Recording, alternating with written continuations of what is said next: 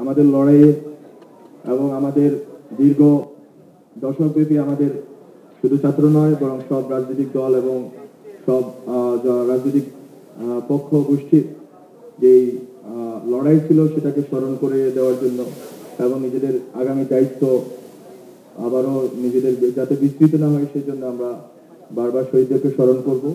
জুলাই একমাত্র মাস নয় যে আমরা শুধু শহীদদেরকে এই মাসে স্মরণ করব, বরং আমরা আমাদের প্রত্যেকটি পদক্ষেপে দেখার চেষ্টা করব কতদূর আমরা আসতে পারলাম এবং আমাদের আসলে কতদূর যাওয়া দরকার ছিল।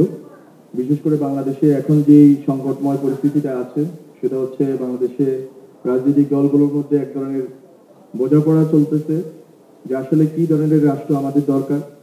অনেক অগ্রগতি আছে, কিন্তু সাথে সাথে আমাদের অনেক হতাশাও আছে, নাগরিকদের অনেক হতাশা আছে, সরকার পরিচালনায় আমাদের অনেক আকাঙ্ক্ষার কাছাকাছি না যাওয়ার হতাশা আছে। কিন্তু স্টিল আমরা চাই যে বাংলাদেশের মানুষের যে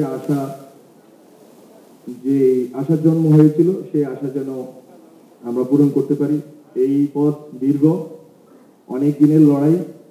আমরা মনে করি না 1 বছর 2 বছর মধ্যে এই লড়াইয়ের ফসল আমরা পাবো, কিন্তু আমরা যদি লেগে থাকতে পারি এবং শহীদদের প্রেরণা অনুসরণ করতে পারি, আমরা আশা করি বাংলাদেশকে একটি গণতান্ত্রিক এবং সর্বজনের সকলের রাষ্ট্র বানাতে পারবো, সকলের নাগরিক অধিকার রক্ষা একটি রাষ্ট্র বানাতে পারবো। তো আমি একটু বলে দিতে চাই, আমাদের একজন অতিথি আদিলুর রহমান খান, শিল্প উপদেষ্টা, উনি কিছুক্ষণ বক্তৃতা দিয়ে চলে যাবেন।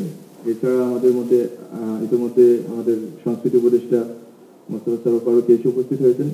সবাইকে ধন্যবাদ জানিয়ে শেষ করি। আমরা আশা করি যে জুলাই নিয়ে আমাদের যে শ্রাবণ বিদ্রোহ যে প্রামাণ্য চিত্রটি নির্মিত হয়েছে উপভোগ করবেন এবং আপনারা বুঝতে চেষ্টা করবেন যে আমরা কি স্ট্রাগলের ভিতর দিয়ে গিয়েছি আমাদের প্রজন্ম এবং এই দেশের জনগণ, এবং আমাদের সামনে আর কত পথ বাকি।